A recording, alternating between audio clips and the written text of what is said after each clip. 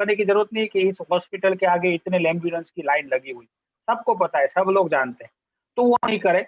और आजकल एक नई फैशन भी हुई है कि लोग फॉरवर्ड करते थे, नीचे एक लिट्टी लिख देते हैं, वो जैसे डिस्क्लेमर बोलते हैं ना, फॉरवर्डेड एज रिसीव्ड, भाई उसकी भी जरूरत नहीं है ना? सबको पता है कि आपका ज्ञान नहीं है, किसी और का ज्ञान आपने फॉरवर्ड किया है, पर अगर वो नेगेटिव है तो मेहरबानी करके वो नहीं करे। तो बहुत सारा जो एक नेगेटिव माहौल वैसे ही बना हुआ है, उसको थोड़ा कम करने में हम सबको राहत मिलेगी, सबको एक फ़ायदा भी होगा।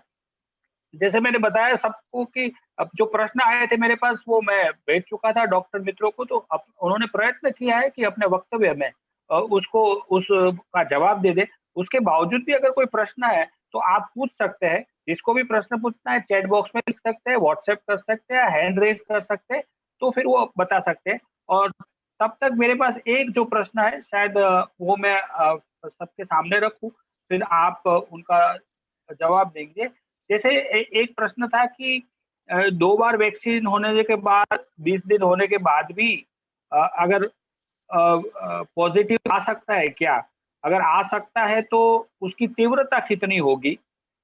और ऐसे लोगों के जो संपर्क में आते हैं, तो क्या वो किसी दूसरे को कोरोना दे सकते हैं कि क्या? तो 3-4 प्रश्न है, अ, और प्रश्न है वैक्सीनेशन के ऊपर, 2 वैक्सीन के डोज़ के बाद 20 दिन के बाद भी क्या कोरोना हो सकता है? होता है तो कितनी तीव्रता होगी? और ऐसे व्यक्ति किसी और को कोरोना दे सकते हैं कि नहीं? मुझे लगता है रोहित सर आप इस बात का जवाब देना चाहेंगे। हाँ, तो मैंने हेलो। पहले ही बताया था कि दो दो डोज लेने के बाद भी कोरोना हो सकता है। और आपने, क्योंकि कोई भी वैक्सीन 100% एफिकेसी वाली नहीं है, तो कोरोना होने का मतलब क्या है? एक है कि उसको इन्फेक्शन, सिम्प्टोमेटिक इन्फेक्शन हुआ, मतलब उसको बीमारी लगी, सर्दी खांसी बुखार ये सब हुआ। अब उसमें दूसरा प्रश्न, इसलिए ये जरा भी कोई ताज्जुब की बात नहीं है, और इसमें इसको बड़ा इशू बनाया जा रहा है।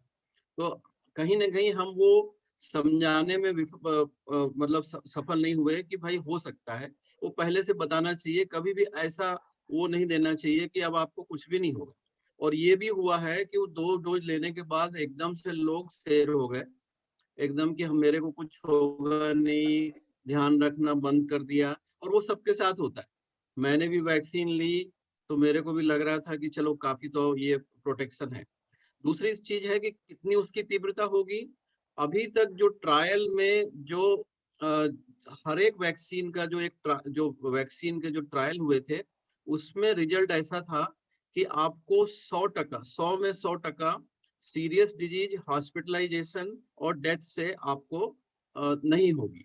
ऐसा सभी वैक्सीन में था, इसलिए हम लोग ऐसा बोलते थे।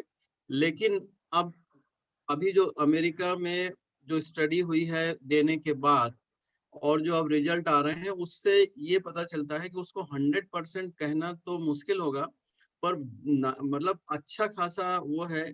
90% से ज्यादा चांस है कि आपको ऐसा सीरियस और वो नहीं होगा, और मतलब मृत्यु नहीं होगी। पर 100% ऐसा नहीं बोल सकते जो ट्रायल में देखा गया था। अब इसका मतलब क्या है? देखिए, अभी अगर आपको लगेगा, अरे मैं उसको जानता हूँ, उसने 1 डोज लिया था या उसने 2 डोज लिया था, वो सीरियस हो गया, उसको हुआ। अभी जो देखिए, अभी जो चल रहा है आउटब्रेक, वो मतलब भयान सुनामी है। इतने ज्यादा नंबर ऑफ केसेस हो रहे हैं, तो अगर वो उसमें आपको, अगर नंबर आप देखोगे, जब इतने ज्यादा केस होंगे, तो अगर टोटल मान लीजिए बहुत सीरियस नहीं हो रहे हैं परसेंटेज, लेकिन नंबर ज्यादा है, तो हॉस्पिटलाइजेशन भी बढ़ेगा और डेथ्स भी बढ़ेंगी। और इसी तरह जब इतना ज्यादा हो रहा होगा, तो उसमें कुछ वैक्सीनेटेड में भी मिलेंगी। पर जहां तक अभी भी समाचार, धीरे धीरे जो व्यवस्थित समाचार आ रहा है, व्हाट्सएप वाला नहीं, वो हर जगह से समाचार आ रहा है। और हमारा पर्सनल अनुभव है, जो मैंने बताया आपको, मेरा अनुभव बताया कि जो भी वैक्सीन जिन्होंने लिया है, उनको उनमें सीवियरिटी, उसमें तीव्रता और डेथ के चांस बहुत कम है। अभी अभी सूरत से वहाँ के कमिश्नर ने जो आंकड़े दिए थे कि पहली वेव में 300 हेल्थ केयर वर्कर्स और डॉक्टर्स थे, वो बीमार पड़े थे, और 7 मतलब उनको कोरोना हुआ था, हॉस्पिटलाइज हुए थे, और 7 उसमें डेथ हुई थी। इस बार सिर्फ 100 को हुआ है और एक भी डेथ नहीं है। तो इसी तरह से दूसरी जगह से भी रिपोर्ट्स आने चालू हुए हैं और काफी एनकरेजिंग है कि वैक्सीन काम कर रही है। लेकिन हमारे एक्सपेक्टेशन क्लियर होना चाहिए। अगर हम सोचें, जैसे किसी ने बहुत अच्छा आज बोला कि ये सीट बेल्ट की तरह है, अगर फिर भी आप गाड़ी को जगह के सामने से फुल स्पीड से ठोक दोगे तो कोई नहीं बचा सकेगा। पर सीट बेल्ट की तरह है, एयर बैग की तरह है, जो आपको बचाने में काफी मदद करेगी। Thank you. जी, धन्यवाद। धन्यवाद सर। अभी दो प्रश्न ऐसे हैं जो बच्चों के स्वास्थ्य के साथ जुड़े हुए हैं। जैसे एक प्रश्न है कि भाई घर में 4 लोग हैं, तो उसमें से माता जो है वो कोविड पॉजिटिव है, वो अलग रह रही है। बच्चे जो है उनकी आयु जो है 8 साल है और 4 साल है, वो दोनों कोविड पॉजिटिव है और अपने पिता के साथ रहते हैं अभी। उनके पिता को अभी कोई सिम्पटम नहीं है, तो क्या कर सकते हैं? उसमें कोई अलग सॉल्यूशन हो सकता है क्या? उनके पिता उनके साथ रहते हैं तो क्या संभावना है उनको कोरोना होने की? विशाल भाई। हाँ, आइडियली ऐसी सिचुएशन में बच्चे जो है जो कोविड पॉजिटिव है, वो उनको मम्मी के साथ ही रुकना चाहिए, क्योंकि फादर नेगेटिव है तो उनको बच्चे स्प्रेड कर सकते हैं, क्योंकि बच्चे ऑलरेडी पॉजिटिव। तो पॉजिटिव को नेगेटिव साथ रख के नेगेटिव पीपल को हम पॉजिटिव करें, उससे अच्छा है कि जो लोग पॉजिटिव है वही साथ में रहे। अच्छा, उसके साथ एक और प्रश्न भी है कि एक घर में सभी इन्फेक्टेड है, तो सभी को हाँ, अलग अलग रहना चाहिए या साथ में रह सकते हैं? और बच्चों के लिए क्या सावधानी रखी जाए? प्रैक्टिकली सब लोग साथ में रह सकते हैं एक घर में, और रूटीन वर्क भी कर सकते हैं, क्योंकि सारे पॉजिटिव है तो उससे ज्यादा कुछ फर्क नहीं पड़ेगा। तो मोस्टली सब लोग साथ में रह सकते हैं।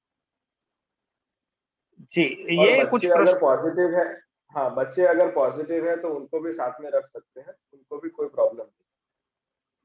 एक ठीक है। थोड़ा सा और कॉम्प्लिकेटेड था कि जो हाई वायरल लोड है उनके साथ में लो वायरल लोड वाले को रखा जाए तो कोई प्रॉब्लम होगा, पर प्रैक्टिकली हमने देखा है ऐसा कोई प्रॉब्लम नहीं है। पॉजिटिव वाले के साथ पॉजिटिव रहते हैं तो ज्यादा कोई प्रॉब्लम नहीं होती। ठीक है, तो ये आप सुन सकते हैं जवाब जो है। और कोई प्रश्न है तो आप बताइए, नहीं तो एक और प्रश्न मेरे पास आया है, जल्दी से मैं वो ले लेता हूँ, क्योंकि समय जो हमारा था वो ऑलमोस्ट हो गया है। जैसे एक प्रश्न है कि सभी हॉस्पिटल स्कूल्स है, बेड्स अवेलेबल नहीं है, और घर पे अगर ऑक्सीजन लेवल घर पे अगर कम होता है, तो क्या घर पे ही कुछ हम कर सकते हैं क्या, जब तक उसको हॉस्पिटल लेके जा सके? ऑक्सीजन लेवल जो कम हो रहा है उसका कुछ कर सकते हैं क्या? हाँ, अगर बच्चे का ऑक्सीजन लेवल कम हो रहा है तो तुरंत जो भी डॉक्टर्स ट्रीट कर रहे हैं उनकी एडवाइस लेके, अगर हॉस्पिटल फुल है तो घर पे भी ऑक्सीजन दे सकते हैं, अगर ऑक्सीजन कंसंट्रेटर अवेलेबल है। ओके, अगर ऐसा कुछ अवेलेबल नहीं है तो क्या कुछ हो सकता है? नहीं, ऑक्सीजन का सॉल्यूशन तो ऑक्सीजन ही है, उसको ऑक्सीजन रखना ही पड़ता ओके। और एक और प्रश्न चैट बॉक्स में आया है, अब विच कंपनीज विल बी सजेस्ट। अच्छा, पल्स ऑक्सीमीटर में ये डिफिकल्ट सवाल है, बट फिर भी पल्स है। ऑक्सीमीटर में कौन सी ब्रांड आप सजेस्ट करोगे, और what should be the range? आप रेंज का मतलब प्राइस रेंज ही होगा शायद, पर कोई ऐसी हाँ, ब्रांड की। हाँ। अगर कंपनी की ब्रांड की बात की जाए तो बीपीएल और फिलिप्स, उनका रिजल्ट सबसे अच्छा है। और बाकी कोई भी कंपनी का अगर मिले और अच्छी गारंटी और वारंटी के साथ अगर मिलता है तो वो ले सकते हैं। और उसकी प्राइस की रेंज की बात करूँ तो यूजुअली अभी 1000 रुपीज के आसपास में, प्लस माइनस 200 के आसपास में मिलता है, वो चलता है। और अगर उसकी मतलब सेचुरेशन ऑक्सीजन की रेंज के बारे में अगर बात करते हैं, ऑक्सीजन की रेंज और हार्ट रेट के बारे में, तो हार्ट रेट डिफरेंट एज के हिसाब से डिफरेंट होते हैं। और ऑक्सीजन का लेवल डेफिनेटली बच्चों में 95 से कम होता है तो कंसल्ट करना चाहिए। मोस्टली 95 से ऊपर ही रहेगा बच्चे का, अगर उसको कोई प्रॉब्लम नहीं। और एडल्ट में क्या रेंज होती है एडल्ट में ऑक्सीमीटर की? जैसे सर ने बताया, नवीन सर ने, कि पहले तो बेसलाइन देख लेना है। आइडियली 97 98 किसी की होती है, और उससे 3 4 या 5 जितना कम होता है तभी उनको कंसल्ट करना चाहिए। और एक 6 मिनट वॉक टेस्ट है जो सभी को करना चाहिए, एडल्ट और बच्चे को, जो पॉसिबल है, जो बड़े बच्चे हैं कि एक बार उनका ऑक्सीजन लेवल देख लो। आइडियली 98 99 रहता है सभी का, 97 98 99 जितना ही रहता है। और एक बार मेजर कर लो और एक सिंपल वॉक घर में 6 मिनट तक, सिंपल वॉक, बहुत ही एक्सरसाइज के तौर पे या बहुत दौड़ने की जरूरत नहीं है, घर में जितनी भी जगह है उसमें अच्छे से 6 मिनट का वॉक करे। और 6 मिनट तक अगर उसका ऑक्सीजन लेवल अगर अबो 95 रहता है तो उनको एडमिट करने के चांसेस बहुत ही कम हो जाते हैं।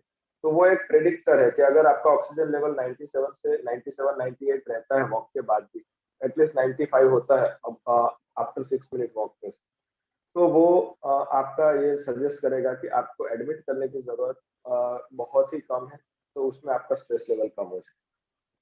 और और अगर 6 मिनट वॉक टेस्ट के बाद भी अगर ऑक्सीजन लेवल डाउन होता है तो आप इसमें बच्चे के डॉक्टर या फिजिशियन की एडवाइस ले सकते तो तेजस जी, जैसे विशाल ने बोला, अगर ऐसा होता है तो वो that is the earliest indicator कि आपको जो है साइलेंट हाइपोक्सिया, जिसको हैप्पी हाइपोक्सिया बोलते हैं, वो हो रहा है।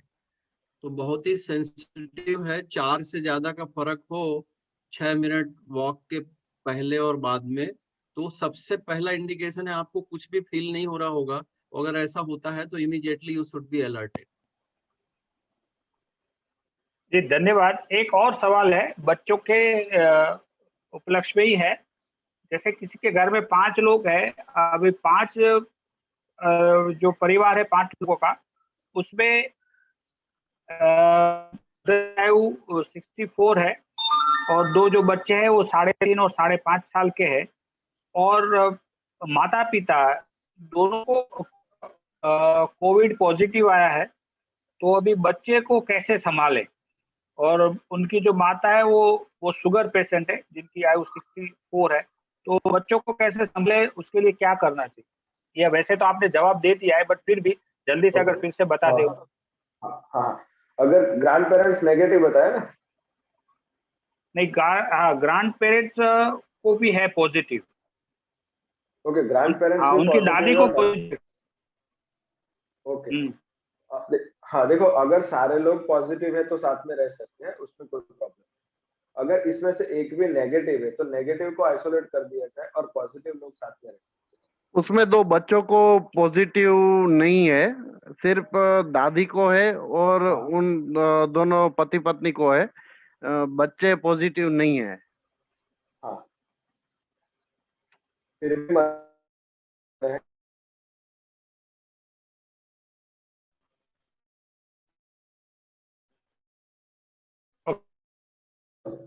ठीक, जो प्रश्न थे वो सारे मैंने पूछ लिए।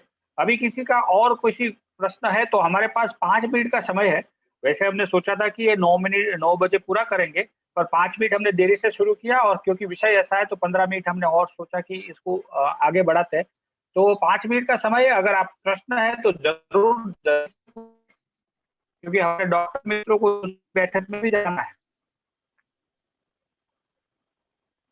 अच्छा, किसी ने नैलेश भाई आप पूछ सकते हैं भाई। नैलेश भाई अपने आप को अनम्यूट करिए। सर मेरा प्रश्न ऐसा है, कोई कोविड पॉजिटिव पेशेंट था, वो अभी ट्रीटमेंट की वजह से कंप्लीट ओके हो चुका है, तो उसको कितने दिन के बाद वैक्सीनेशन करना चाहिए, पहला डोज? देखिए, जो गवर्नमेंट की गाइडलाइन है वो ऐसी है। एक्चुअली 2 जगह 2 तरह की दी हुई है, इसलिए बड़ा कंफ्यूजिंग है। एक एक है कि, और उसके कारण मैं बताता हूँ। एक तो है कि 14 दिन के बाद जब आप पूरी तरह अच्छे हो जाएं और उसके बाद आप ले सकते हैं। वो इस हिसाब से है कि आप किसी को वहां जाके इन्फेक्शन न दें। लेकिन अगर साइंटिफिक दृष्टि से देखें, और वो जो दूसरी जगह है गवर्नमेंट की गाइडलाइन में, वो लिखा है 4 से 8 वीक का आपको गैप रखना चाहिए कोविड होने के बाद। उसका पर्पज ये है कि जब आपने कोविड आपको हुआ तो आपको ऑलरेडी एक इम्यूनिटी डेवलप होगी, और अगर आप 4 से 8 वीक के बाद लोगे, अगर एक डोज भी जैसे लिया आपने, तो उसमें आपको बूस्टअप हो जाएगा, वो बूस्टर का काम करेगा। तो मेरी सलाह तो ऐसी है कि आप अगर, अब लेकिन क्या है, कई लोग इतने ज्यादा वो रहते हैं एंग्सियस कि भाई हमको इन्फेक्शन माइल्ड हुआ, उससे इम्यूनिटी हुई होगी कि नहीं। 14 दिन के बाद आप कभी भी ले सकते हो, पर सलाह कारक ये है कि कम से कम 1 से 2 महीने के बाद। Thank you sir. धन्यवाद सर। विशाल जी, अगर आप वो ब्रांड नेम जो आपने बताया, अगर वो चैट बॉक्स में लिख सके तो अच्छा रहेगा। हाँ, दूसरी नैलेश बात भाई, एक बताना चाहता हूँ। हेलो, जी सर, दूसरी बात एक गो बताना अहेड, गो चाहता अहेड। हूँ कि मैंने जैसे बताया कि बच्चे को साथ में रख सकते हैं, तो जब भी बच्चे को साथ में रखते हो तब आपको N95 मास्क और हैंड हाइजीन तो मेंटेन करना ही। जी, नैलेश भाई, बीजो कोई सवाल? हाँ, मनन जी ने कुछ पूछा है, पल्स ऑक्सीलेटर। अच्छा, मतलब ऑक्सीमीटर की आप बात कर रहे हैं और उनकी ब्रांड नेम वो लिख रहे हैं। इसके अलावा कोई प्रश्न है तो बताइए। अच्छा, मुझे लग रहा है कि अभी कोई प्रश्न है नहीं। अगर आपका फिर भी कोई प्रश्न है, बाद में याद आता है, तो अगर आपके पास व्हाट्सएप नंबर है तो आप व्हाट्सएप पे कर सकते हैं। हम प्रयत्न करेंगे कि वो जवाब जो है डॉक्टर मित्रों से लेके आप तक हम पहुंचाए। और मुझे लगता है कि समय आ गया है कि हम अभी सभी डॉक्टर मित्र जो हमारे साथ जुड़े थे, उनका आभार व्यक्त करने का भारत विकास परिषद की ओर से।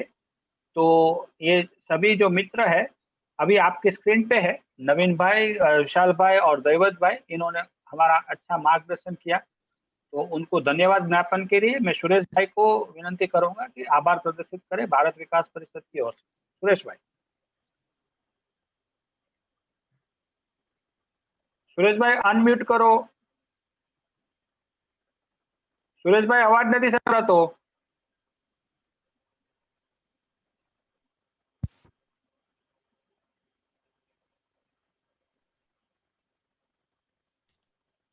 સુરેશ ભાઈ, હાજી હા, હવે આવ્યો અવાજ। નમસ્કાર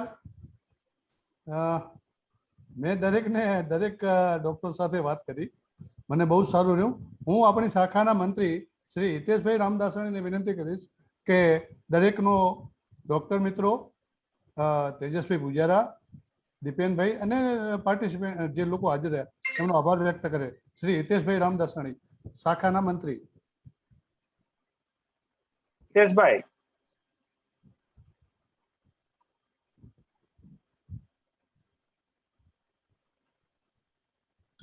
सबको मेरा प्रणाम, वंदे मातरम। सबसे पहले तो मैं क्षमा चाहूंगा कि मैं इसमें कुछ कारणवश 2 दिन से मेरे दादी की तबीयत खराब होने की वजह से हॉस्पिटल के में था, तो ज्यादा समय नहीं दे पाया। पहले मैं पेन भाई ये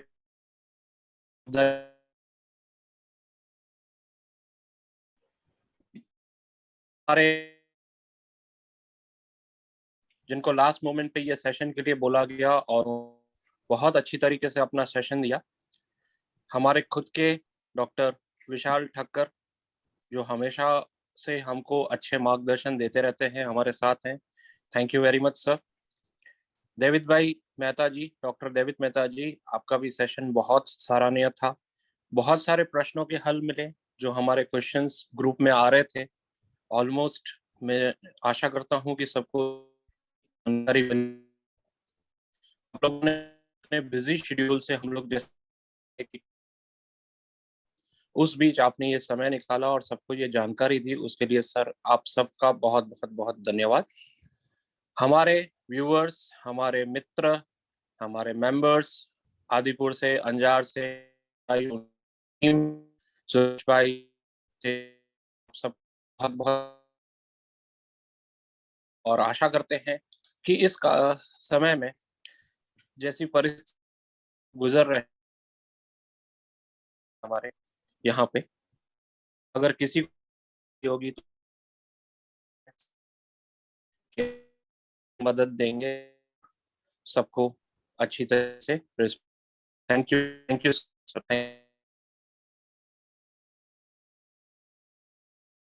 क्यों